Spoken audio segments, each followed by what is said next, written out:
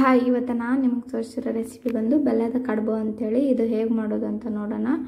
ಮೊದಲೇದಾಗಿ ಇಲ್ಲಿ ನಾನು ಒಂದು ಪಾತ್ರೆಗೆ 2 ಸ್ಪೂನ್ ಆಗೋಷ್ಟು ತುಪ್ಪ ಹಾಕೋತಾ ಇದ್ದೀನಿ. ಮತ್ತು ಇದಕ್ಕೆ ಡ್ರೈ ಫ್ರೂಟ್ಸ್ನ ಇಲ್ಲಿ ನಾನು ಸಣ್ಣದಾಗಿ ಕಟ್ ಮಾಡಿರ್ತಕ್ಕಂಥ ಡ್ರೈ ಫ್ರೂಟ್ಸ್ನ ಆ್ಯಡ್ ಮಾಡ್ತಾ ಇದ್ದೀನಿ. ಫ್ರೈ ಆದಮೇಲೆ ಒಂದು ಬಟ್ಲಿಗೆ ಇದನ್ನು ತೆಗೆದಿಟ್ಕೊಳ್ಳಿ.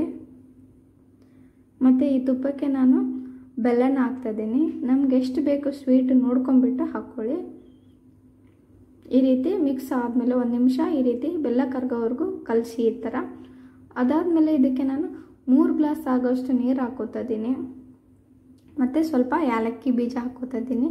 ನಾವೇನು ಫ್ರೈ ಮಾಡಿಟ್ಟಿದ್ವಲ್ಲ ಡ್ರೈ ಫ್ರೂಟ್ಸ್ನ ಅದನ್ನು ಹಾಕೋತಾ ಇದ್ದೀನಿ. ಆಮೇಲೆ ಇಲ್ಲಿ ನಾನು ಚಪಾತಿ ಮಾಡ್ಕೊಂಬಿಟ್ಟು ಈ ರೀತಿ ಕಟ್ ಮಾಡಿ ಹಾಕ್ಕೊಟ್ಟಿದ್ದೀನಿ. ನಮ್ಗೆ ಯಾವ ಶೇಪಲ್ಲಿ ಬೇಕೋ ಅದನ್ನು ಹಾಕ್ಕೋಬೋದು.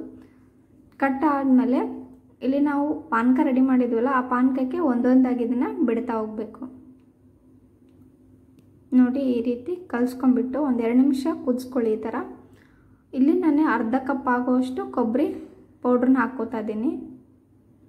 ಆಮೇಲೆ ಇದನ್ನು ಕ್ಲೋಸ್ ಮಾಡಿ 5 ನಿಮಿಷ ಬೇಯಿಸ್ಕೊಳ್ಳಿ.